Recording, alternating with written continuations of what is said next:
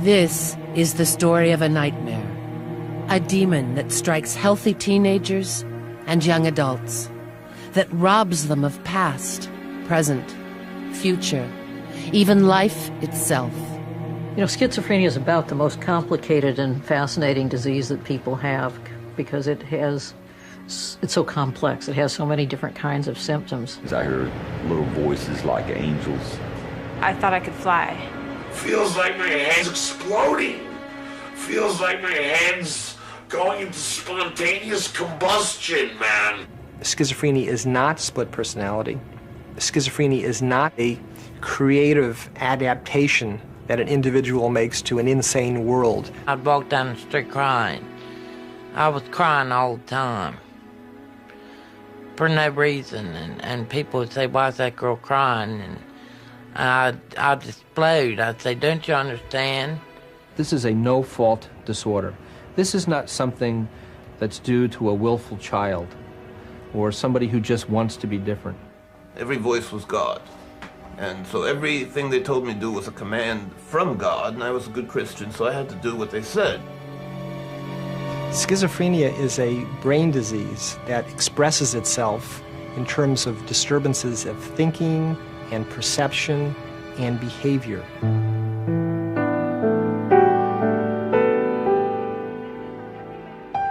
Paranoia, hallucinations, emotional withdrawal. For victims of schizophrenia, everyday life is a strange and terrifying journey. Schizophrenia shatters people's ability to feel or communicate, to understand or interact with the everyday world. The symptoms represent what we know best about the disease. What we don't know is exactly why it strikes, who will be the next victim, or how to stop it. This film is a journey into the lives of people who suffer from schizophrenia and the scientists who are trying to understand it. Nobody knows. It's a mystery why this happens. It seems to be part of the human condition in that it is a uniquely human disorder, as far as we know, and about 1% of the population worldwide has the disease. 1% of the world population. 1 out of every 100 children, regardless of race, sex, economic class, or culture, will fall victim to the disease of the fragmented mind.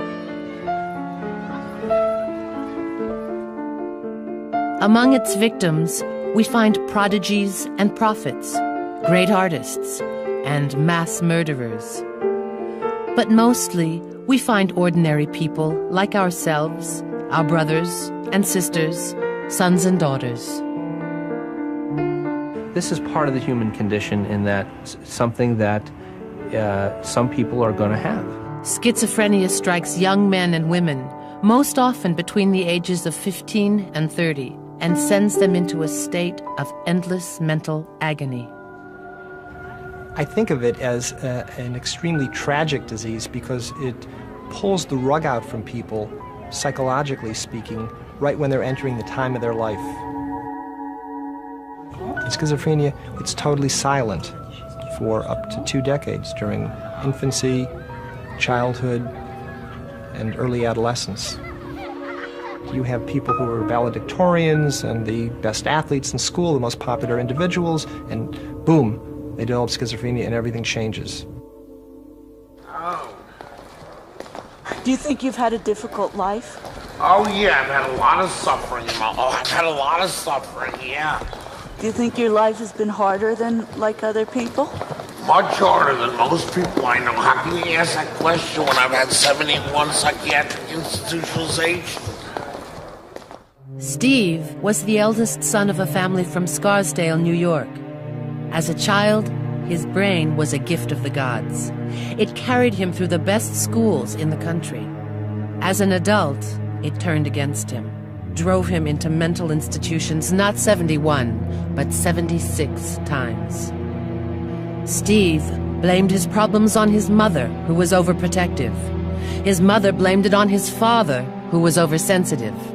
His father blamed it on Steve's friends, who gave him LSD. The doctors said that Steve had schizophrenia. Steve's mother told the doctors they had schizophrenia. No one in Steve's family knew what schizophrenia was. Steve, can you describe the transition when you started, feeling psychotic? Oh, yeah, it's like going to sleep in a penthouse in Manhattan and somehow waking up in on the suburbs of Nairobi in the jungle. It's as dramatic as that, yeah. In 1969, Steve had graduated from MIT and just finished his first year of medical school. At age 21, he suffered the first of many psychotic attacks. A world full of promise was flooded with fear and paranoia. How do you describe paranoia? I mean,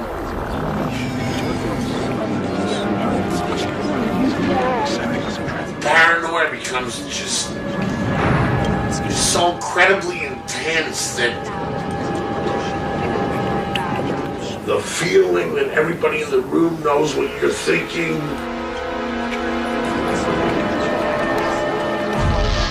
the feeling that everybody in the room wants to control you and get you to act in a certain way, either socially, emotionally, psychologically, spiritually, or sexually. They're all trying to force you to do certain things and act and think in a certain way.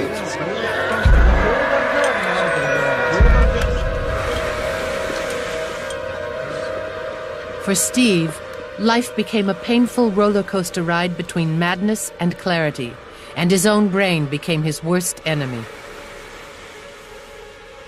Intense suffering for me is going beyond my limits. Having too many neurons fire at once, having too many planes, being on too many planes at the same time. If you're asking how it affects my body, goddamn, I don't know. No, what is it? Feels like my head's exploding.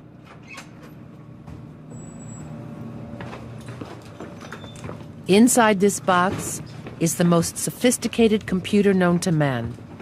It can analyze complex situations and process multiple sensory inputs simultaneously.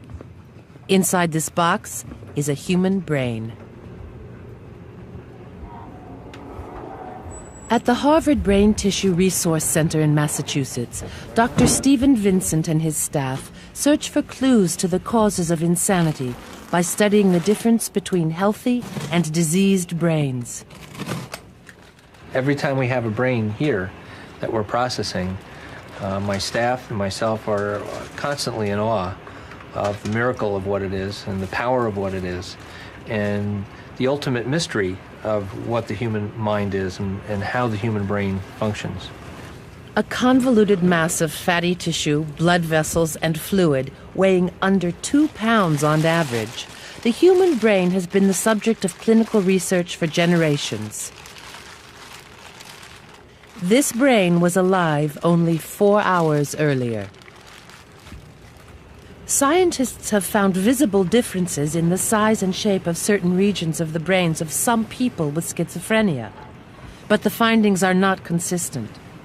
And when viewed under the microscope, it is virtually impossible to distinguish the brain tissue of a person with schizophrenia from that of a normal individual. So what is it that makes a schizophrenic brain different from a normal brain? Science is now showing us that the differences are at the level of brain wiring and brain chemistry. Most brain activity involves communication between cells called neurons. Messages are sent by chemicals called neurotransmitters, such as dopamine and serotonin. In people with schizophrenia, these chemicals are often found in abnormal levels. But this imbalance in brain chemistry is only one reason for the communications breakdowns of schizophrenia. Increasingly, neurologists attribute some of these problems to irregularities in the structural organization of brain cells, patterns first established during fetal brain development. During the second trimester of pregnancy, neurons actually migrate to build specific pathways in the brain. Any errors at this stage have lasting repercussions. The brains of these individuals with schizophrenia are wired somewhat differently. That is, the neurons are interconnected perhaps in different patterns than those of brains of individuals who are normal. Only recently has modern technology given researchers the necessary tools to begin to understand the physical functions of the brain. Magnetic resonance imaging, or MRI, is used to create detailed images of the living brain, at work processing information. Dr. Nancy Andreasen from the University of Iowa was a pioneer in this field.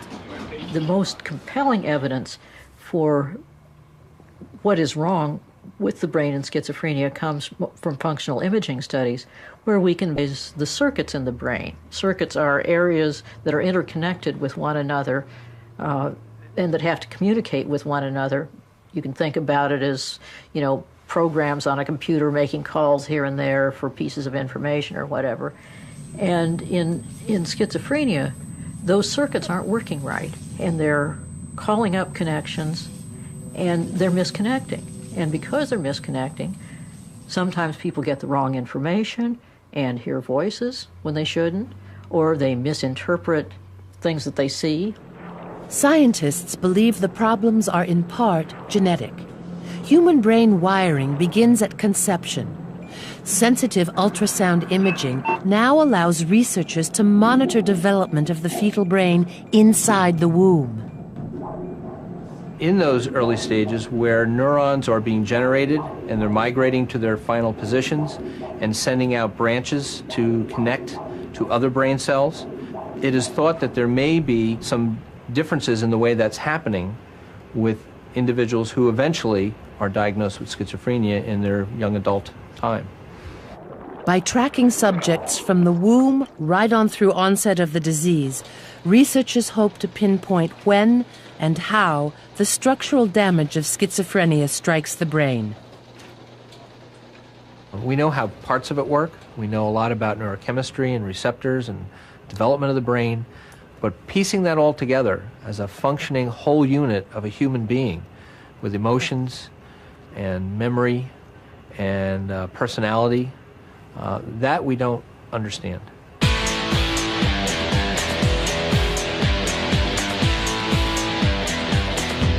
Stephen and Sean are identical twins. They grew up in a small village outside of Newcastle, England. As children, no one could tell them apart, not even their parents.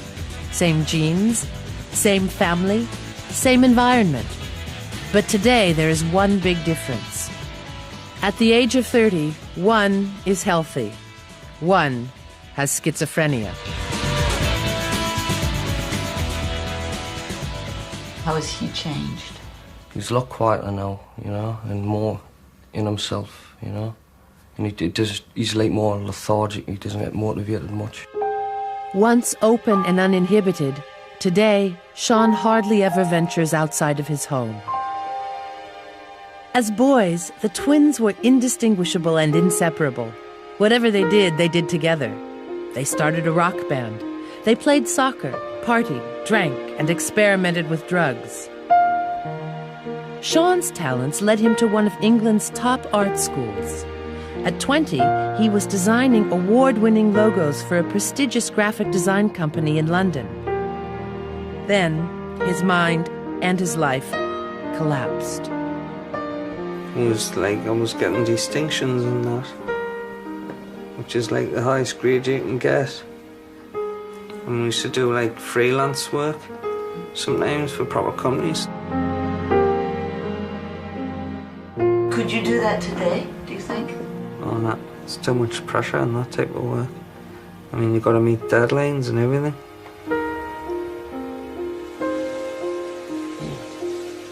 Today, at the age of 30, the twins are still inseparable.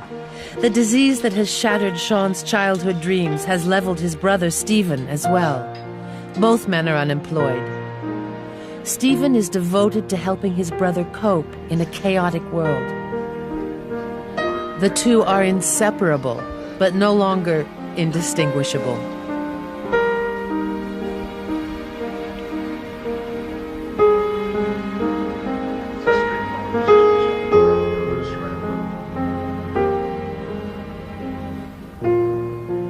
If the problem wasn't there, everything would be a lot better, you know. I mean, I think it must be a lot worse for Sean, you know, because he's got the problem, you know. Two things keep Sean in touch with the world: his brother and antipsychotic drugs.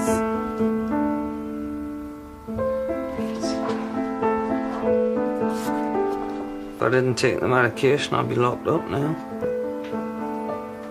Can you tell me, like, what you would do, what you think?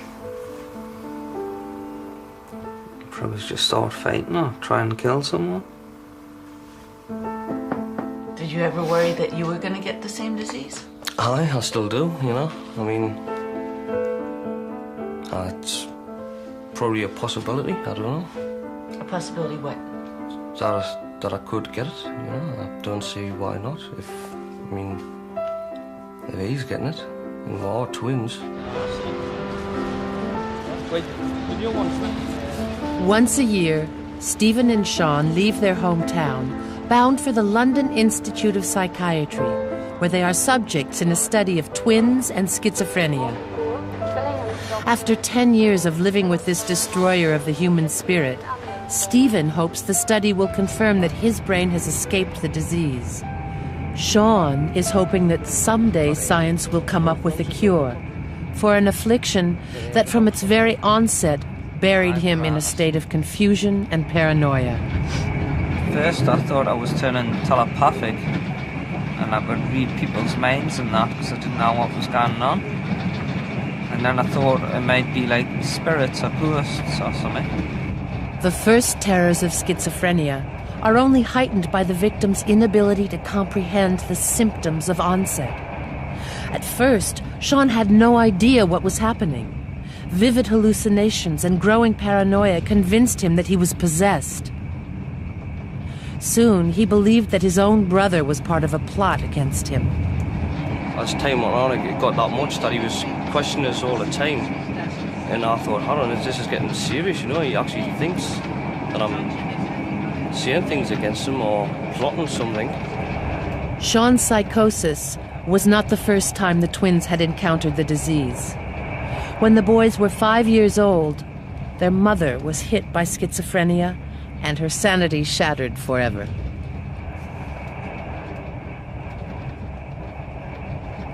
Watching his brother fall victim was devastating for Stephen. But it wasn't just lightning striking twice. Scientists now believe that schizophrenia is partly hereditary. Schizophrenia has its origins basically at conception. That is, it is a disease in which there's a genetic vulnerability. Having one parent with schizophrenia, Sean and Stephen had a 1 in 8 chance of inheriting the disease. But like 50% of all sets of identical twins with the disease, schizophrenia has struck only one of the pair, which tells us that it's more than just genetic. Genes mean that it's necessary to develop the disease, but not by themselves sufficient to develop the disease. There's something more that's needed. What is the more? The more has to come from the environment. At the London Institute of Psychiatry, Stephen and Sean are part of a study tracking 160 sets of twins. Here and around the world, scientists are searching for reasons why one twin can be stricken by schizophrenia while the other escapes. Twins are a fascinating group of people in that here you've got an identical pair. They share exactly the same genes. You can try and tease out the influences of the genes versus the influences of the environment. Dr. Farouk Ahmad is one of the specialists searching for the triggers to psychosis in the London study of twins. Even though we think of them having a common shared environment, the environment itself can be very different. For example, during pregnancy, the blood supply to one twin may be more than to the other twin, which would affect its growth and also the brain development. And we know from other studies that birth complications are important in predisposing people to developing schizophrenia. Sean was born with 2 strikes against him: a mother who would fall victim to schizophrenia, and, born 20 minutes after his brother, a birth marked by complications. Their painful history makes the brothers perfect subjects for study. Using magnetic resonance imaging, Dr. Ahmad is looking for signs of how the disease has changed Sean's brain. Sean, can you hear me? I'm going to ask you to start with a word as soon as you see the letter. For people with schizophrenia, even basic mental tasks can be overwhelming. By tracking blood flow within the brain, the MRI monitors how the brain tackles a job. Comparing results from Stephen and Sean's tests would reveal the difference in how their brains work and look. Stephen, that's your brain.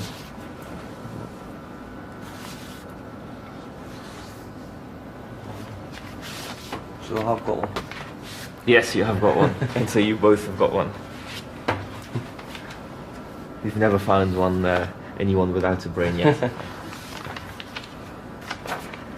Yeah. Have you learned anything from the tests that you've done on me and Sean? Yeah. An interesting thing which I'll point out to you here is that this is the CSF, the water, in the ventricles. Yeah. And the ventricles are like rooms inside the brain, which the water flows through. If genetics were the sole factor, the twins would have identical brains. But the structural images reveal striking differences between the 2 brains. Sean's brain is notably smaller than his identical twin, with more water and less gray matter. Sean's ventricles are clearly enlarged and asymmetrical, a known sign of schizophrenia. Whether the brain deterioration be a result of the disease or the medication is still unknown, but Sean is desperate for the process to be stopped. I think in terms of a cure, there's nothing which will cure schizophrenia overnight, and it's a combination of medication.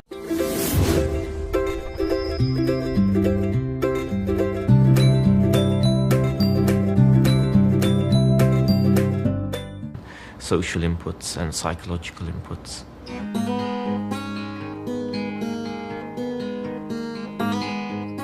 His brother, his family, and medication enable Sean to exist on the fringes of society.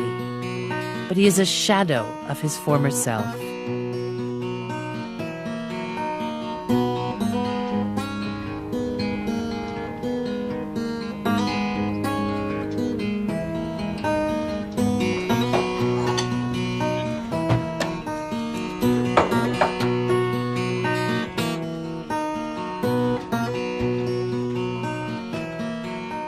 What do you think about when you look at these pictures? Oh, just wish I was like that, like I used to be. Do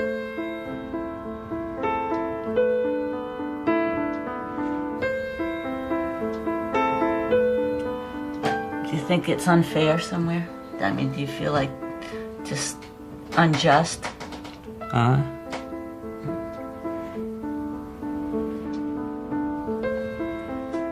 For Sean, every day is a struggle with fear, the nightmare that keeps him locked inside a lonely and frightening world.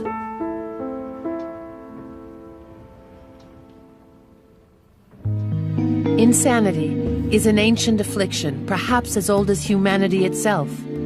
For much of history, the only thing as painful as the madness was the way mankind tried to deal with it. We've tried to lock it away, cut it out, shock it, or burn it out. But the nightmare refuses to disappear. Madness has always been with us. In ancient cultures, insanity was believed to be the result of a physical affliction, an imbalance of the 4 body fluids. The brain was the organ of the mind and susceptible to disease. But it wasn't until the Middle Ages that madness was proclaimed a sign of the devil, a punishment by God. Between 1460 and 1680, tens of thousands of mentally ill, mostly women, were burned at the stake as witches or heretics. Inhumane treatment persisted throughout the Renaissance. Victims of mental illness were cast into asylums and prisons, shackled and chained and left to rot in their own waste. By the 19th century, madness had become a subject for science. Still, new techniques for study, confinement, and suppression of lunacy were little more humane and no more productive than what had come before. With the 20th century and the birth of psychiatry, the disease of paranoia, withdrawal, and hallucination was defined and named. Schizophrenia, the affliction of the fragmented mind. Modern therapies like electroshock and lobotomy could still be abusive. Science had tracked the nightmare to the brain, but man was still determined to cut it out. The first real breakthrough in treatment came in 1951 with the discovery of neuroleptic drugs in France, powerful medications which diminish the experience of psychosis. Numbed by these powerful drugs, people with schizophrenia could return to a life outside of the walled institutions. But medication can only moderate the symptoms, the experience of a life lived in constant sensory overload, captive to a brain unable to tell the difference between what is real and what is imagined.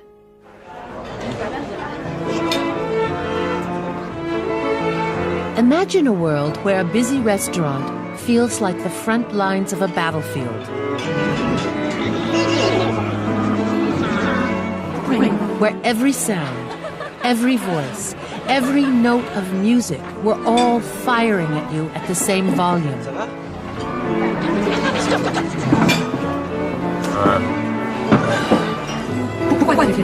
Ça va pas, toi? Ça va pas?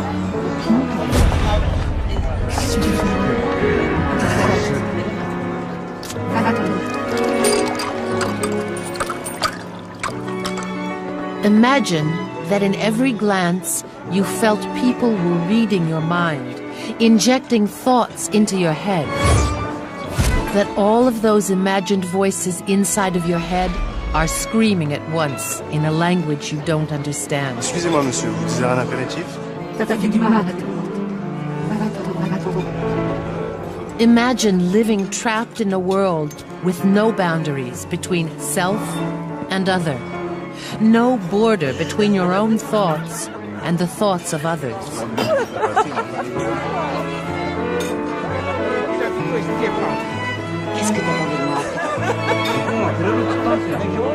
For millions of people around the globe, this is everyday life. Life in the world of schizophrenia. Now, if you and I were at a cocktail party or at a train station where there were a lot of people and many conversations going on at one time, we would be able to focus in on a single conversation by blocking out all of the other noise and conversations around us. Dr. Francine Bennis is a world-renowned scientist searching for links between brain chemistry and schizophrenic behavior. When a schizophrenic is in a crowded room with a lot of conversations occurring around them, they hear all of the conversations with equal emphasis. It becomes absolutely overwhelming to them, and the only way that they can take control over the amount of sensory information that's entering their brain is to run out of the room. Victims of schizophrenia live in fear. The inability to filter external experience from internal thought contributes to hallucinations, voices and visions that can make even familiar situations terrifying. Recently, functional imaging has enabled researchers to monitor brain activity during psychotic episodes, adding new understanding to the power of hallucination. People with schizophrenia experience hallucinations as real because their own brain tells them that the experience is real. These MRI pictures show that the activity in a brain hearing real voices is almost identical to the same brain hearing imagined voices. I'd hear someone call my name, or I'd hear the phone ring, or I'd hear someone at the door. So I'd go there and no one would be there. Wait for the dogs. I often notice people going into telephone booths and talking. And then I began to hear voices that I thought were like calls being made to me. Wait for the dogs. Is it one voice or many voices? It was several. Men, women? Does it make you feel bad, or can you pretty much ignore them?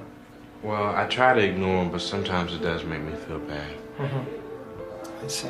And what is it that makes you feel bad? The remarks that I hear, you know, being called a bum and stuff like that. So you start to take it personally? Yes, sir.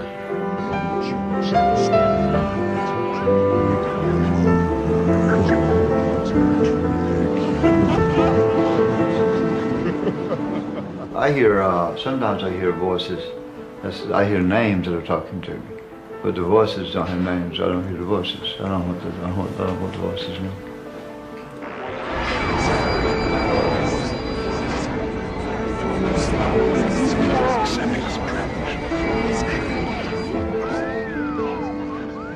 The whole world was out to get me and out to get my family, and it was just awful.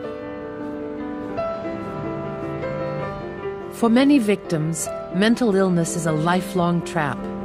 For others, it's a recurring nightmare that shatters periods of normal life.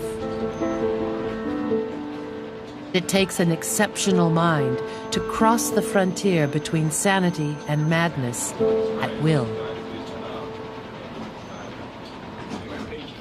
Insanity, when you're really in it, it's like a dream which you can't wake up. Nowadays, as the dream is ending, I realize that it is a dream, and then I wake up.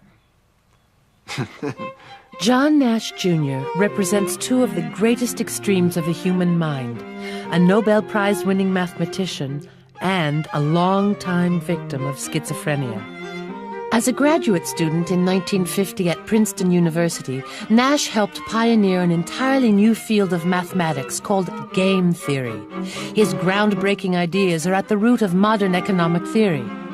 But it would take over 40 years before Nash was rewarded the Nobel Prize in Economics for that very theory.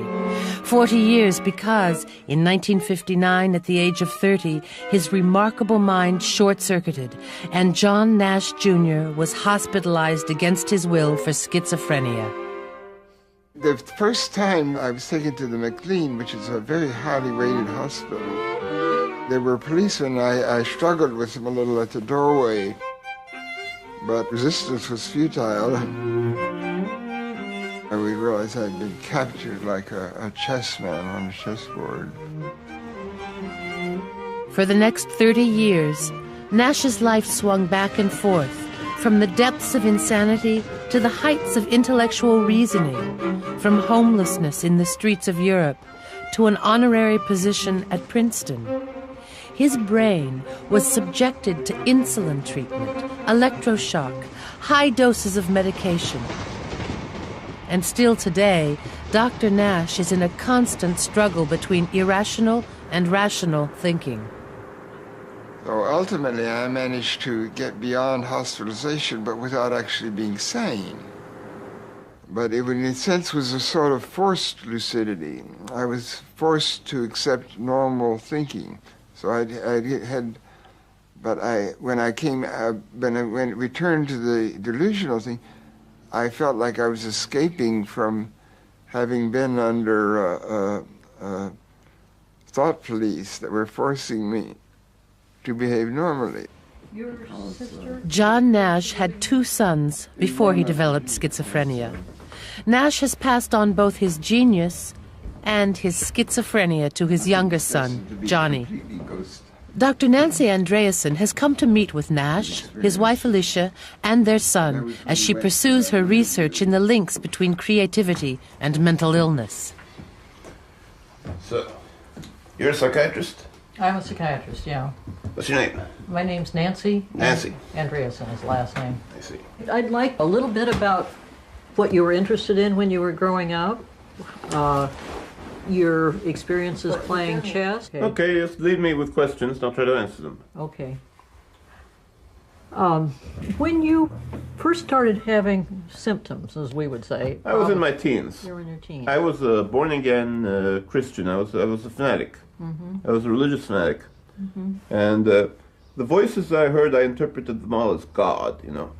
What kinds of things did the voices say? I walked out into the middle of the highway, you know, and they wanted me to stand there in the middle of the highway. You know, that sort of thing, you know. Pretty severe. Pretty severe. Yes. I didn't realize that my father had passed on anything to me. I was just caught by surprise. Yeah. I was not savvy like you psychiatrists who know that sort of thing runs in the family. Instead, you know, I was completely caught by surprise. I was flipped out at the time. You know, I had given up my chess and my math. But I didn't really suspect that I was headed for a mental hospital. So you were in your teens, but you also managed to recover enough so that you were able to go back and eventually get a PhD in math. Well, that's a remarkable thing, yeah, that during my religious insanity, I lost all ability to do mathematics. I had been a mathematical genius, you know, 800 on the essay, on the achievement test. But I lost all ability to do mathematics. I couldn't add a column of numbers. But then I went back to school. The voices disappeared, and I took up math again. And I regained all my mathematical, all the mathematical abilities I had lost. And I went on to get a PhD, yes. I published and I taught, yeah. I followed in my father's footsteps, to do honor to my father, you know. Yeah, yeah. And Johnny Nash, like his father, often experienced periods where he was able to regain his full intellectual capacity. But the psychosis would always reoccur, making life a roller coaster between insanity and lucidity. But I'm still suffering, you know, the symptoms of mental illness. You know, I hallucinate, I still hallucinate, you know, but I can function. I function despite the mental illness, functioning schizophrenia. When you mention hallucinations, what do you mean explicitly? You mean a voice, or what do you mean? Both auditory and visual. You see something? Yes. Didn't you know that I have visual hallucinations? Well, you claimed it once in the hospital. I remember one time... You're not keeping up with me at all if you don't know that I have visual hallucinations. Well, what is happening? I have visual hallucinations, Dad. What do you see? I see things in the air that aren't there, you know. how do you know? I mean, like ghostly figures or what? Like, like ghosts, yeah. Shadows? You see shadows? I see, you know, in the air.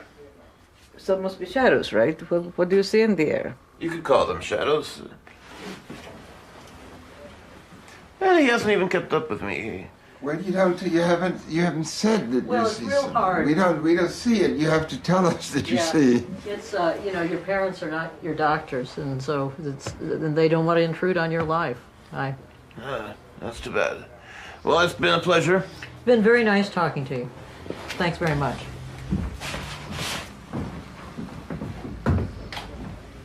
Anger, withdrawal, isolation, denial. The symptoms of the disease and the reaction to them make treatment only more difficult. It's rare that an individual who develops symptoms, gets diagnosed quickly, comes to treatment, and then is optimally treated for the remainder of their lives. More often, people are ignorant of what is happening to them. They really don't know. Or if they do have a sense, they don't want to say anything about it because it's a highly prejudicial and stigmatized thing to say, you know, I've got some mental disorder. Denial is often the first reaction to the onset of schizophrenia, but it is far from the worst. Patrick's son, Gainel, was a healthy teenager of 15 when he quit high school. He told his father he quit because he thought he smelled bad. Patrick didn't think much of it until the following summer. He left school in April, and the next summer, one day I had him on the telephone, and he was in total delirium. He was saying incredible things. That was at the time of the Olympic Games in the United States, and he told me that people on television in Houston were talking to him, and they gave him the gold medal for chaos. And he told me that on the telephone. And that's when I realized that something real bad had happened. I never thought it was a real disease. Even if I knew it, I mean, rationally, but inside me, I thought it was gonna be okay one day. We just had to wait, and we just had to act normally. I mean, I told him, go back to school, go and see others. I mean, it's the only way that you can recover your old self is being with others and acting normally again and living normally again. With antipsychotic medication, Gainel's psychosis started to improve. But despite the lucidity, his mind continued to be plagued by the symptoms of schizophrenia. And he used to tell me, oh boy, I'm mad, I'm never gonna do it. And that made him very, very, very unhappy.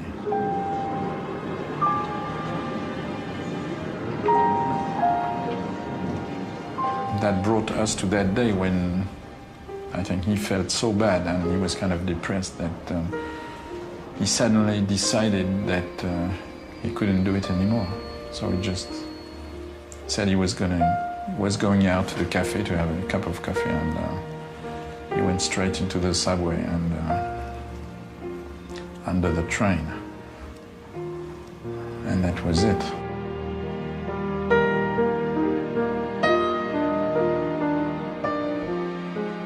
On January 27th, 1998, Gainel ended his life. He was 19 years old. 50% of the young people suffering from schizophrenia will attempt suicide. 10% of them will succeed.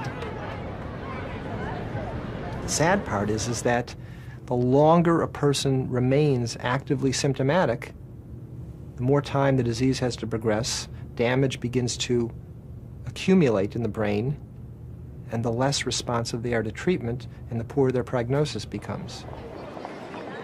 There are some folks who are thinking about prevention, and their thesis is that if we start treating these young people with medication before the onset of the disease, that you have a high likelihood of preventing the downward effects of the disease in the brain before it actually manifests itself. So this is very controversial. You're medicating somebody for something that they don't have yet and perhaps never will have. There is no cure for schizophrenia, but medication does help to attenuate the symptoms. And the earlier the patient is treated with medication, in general, the better the outcome. At the University of North Carolina, under the direction of Dr. Jeff Lieberman, scientists are working to identify and treat patients at the earliest signs of psychosis. Dr. Diana Perkins studies the brains of first episode patients, young people dealing with the symptoms for the first time. By closely monitoring their brain structures as the disease progresses, Dr. Perkins hopes to determine whether schizophrenic brain anomalies stem from birth or develop over time. We're very interested in the earliest stages of the illness for many reasons. One, it will give us more information about what may cause schizophrenia. And we also hope that by intervening early, we may even be able to prevent the onset of psychosis, the onset of the illness. I was having some suicidal thoughts, and what brought me into the hospital originally this last time was I thought I could fly. Teresa is one of the first episode patients who has come to Dr. Perkins looking for answers. There was a meteor shower, and when the stars fall from the sky, I always thought that meant a soul was going up to God or something. And so I started believing that maybe my soul was going to be going up to God. Teresa already knows schizophrenia all too well. Her mother was a victim. You know, I was afraid I was going to get schizophrenia. That's actually one of my biggest fears, was kind of developing that into that. And so I tried everything to not look at that, but in the process of me not looking at it, I guess it was progressing. It didn't go away, and I kept having symptoms. Although half of the patients who suffer basic symptoms will never experience them again, the other half may be on the road to full-blown psychosis. What we're hypothesizing is that the people that continue to develop symptoms or they continue to worsen may have some changes in these brain structures. So with Teresa, what we're going to look at is whether or not there are these changes, and does the brain change over time. Okay, so how does my brain look? Yeah, it looks good, Teresa. These are pictures of your brain that are taken this way through your head. They call them axial slices. This MRI looks very normal. There are no obvious abnormalities. The ventricular sizes are what you would expect in a normal healthy person's brain. I've never looked at my brain before, so I'm just trying to figure out maybe where my intuition is, or where when I dream, or all those things. For the moment, Teresa's preventive treatment seems effective. As long as she continues with medication, the symptoms may not recur. But will Teresa remain committed to a lifetime course of powerful antipsychotic medications based on a single schizophrenic episode? My hope is to help Teresa control the symptoms. When she's all better, prevent relapses in the future.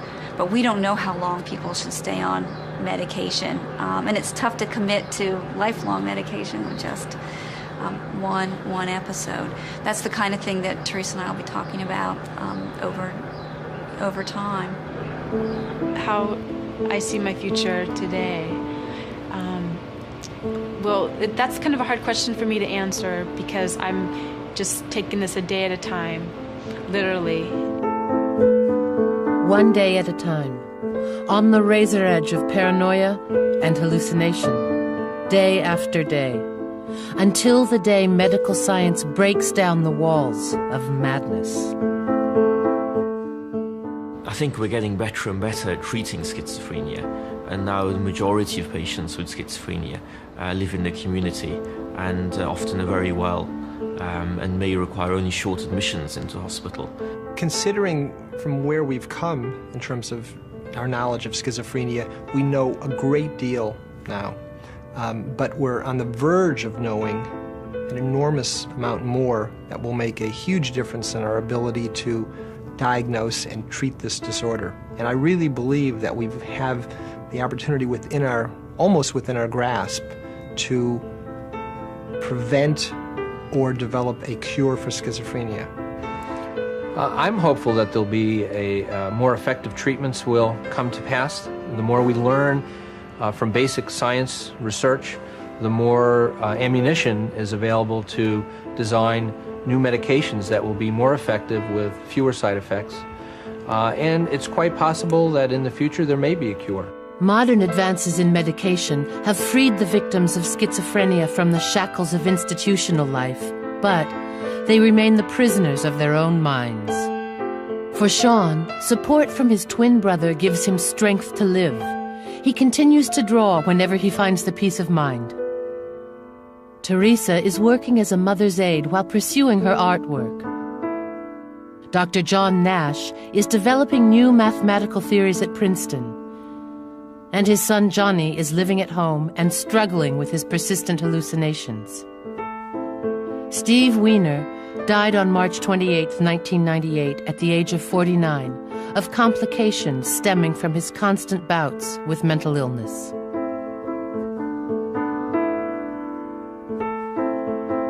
I'm gonna be in the movies. You guys pay to see me in the movies. This is Hollywood, man. This is Hollywood. You're interfering with it. It's Hollywood. You guys can't be in it because I'm a star. Film that guy for a minute, Les. Get him in the picture. I'm O.J. Simpson's cousin. Okay, you'll be in Hollywood pretty soon, man. Okay. I'll pay to see you.